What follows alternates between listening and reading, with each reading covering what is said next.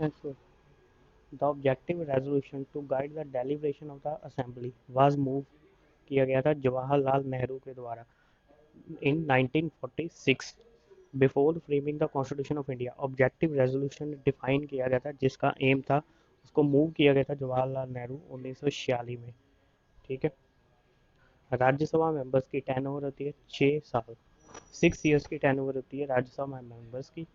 During the emergency of all of the fundamental rights has been suspended except, कौन सा suspend नहीं होता? Right to life और personal liberty, article 21। ये right to life और personal liberty suspend नहीं किया जाता। Whom of the following is addressed as the chairman of Rajya Sabha. Vice president ex officio chairman होता है राज्यसभा का। All of the following aim of लोक Adalat except give the power to the rule in the hands of common man. Common है man के हाथ में कोई power नहीं दी जाती। बाकी सारे जैसे secure justice to the weaker sections, mass disposal of the cases, minimise cost and delay, ये सारे मेन ऑब्जेक्टिव्स एम होते हैं। But give the power to the ran in the hands of the common man, ये कोई objective नहीं होता, कोई मतलब एम नहीं होता लोक अदालत। ठीक है। Which among the following was inserted as per Bihar reorganisation act 2000 के तहत? किसको इंसर्ट किया गया था? झारखंड। झारखंड शहर को बिहार दो रीऑर्गेनाइजेशन एक्ट 2000 के तहत ऐड किया गया था। एंटी डिफेक्शन लॉ किस शेड्यूल में आती है? 10th schedule. Anti defection law is coming in the 10th schedule.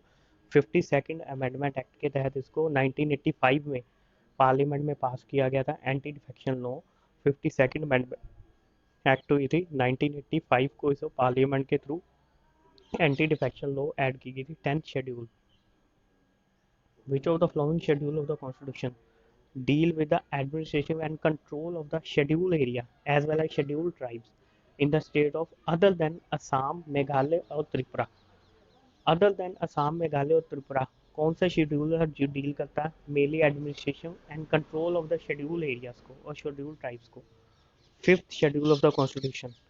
Fifth schedule of the constitution जो है, with the administration and control of scheduled areas and scheduled tribes except 4 states Assam, Meghalaya, Tripura and Mizoram. उनको छोड़ के बाकी सभी शेड्यूल एरियाज और schedule tribes को कौन डील करता है? Fifth schedule of the constitution. Dash mean cases than can be directly considered by the supreme without going to the, ये हमने अभी अभी किया था, ओरिजिनल जुरिस्डिक्शन। ठीक है, आपकी रिवीजन भी साथ साथ होती रहेगी। ओरिजिनल जुरिस्डिक्शन में डायरेक्टली मूव कंसीडर कर सकते हैं supreme court without going to the lower court. Under which of the following jurisdiction any individual whose fundamental has been violated can directly move to the Supreme Court for writ jurisdiction देना है। ये भी अभी अभी किया था। Okay. Hello guys, जैसे कि आप जानते हैं कि पंजाब में पेपर्स निकलने की तैयारी है। आज हम बेस्ट 50 पॉलिटी के क्वेश्चंस करेंगे। जैसे हम फर्स्ट स्टार्ट करते हैं। Dash mean cases that can be directly supreme court consider कर सकती है without going to the lower court, जाने की ज़रूरत नहीं। आंसर है ओरिजिनल जुरिस्डिक्शन में।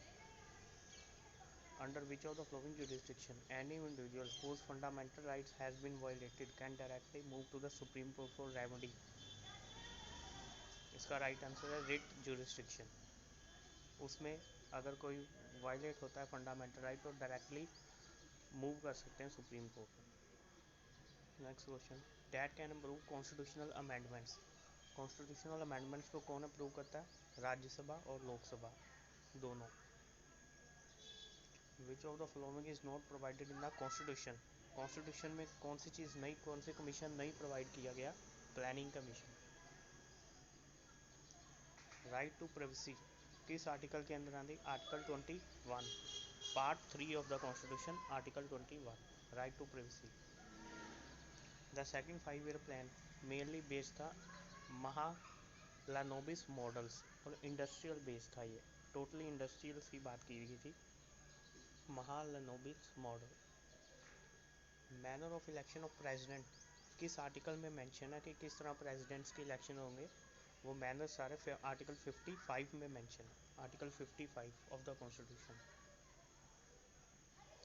The state were reorganise on linguist basis. State reorganise कब हुई थी? लिंग्विस्ट बेसिस पर हुई थी। स्टेट रीऑर्गेनाइजेशन एक्ट 1956 के according. Can a person act as a governor of more than one state? Yes, there is no bar, वो more than one state का भी गवर्नर हो सकता है।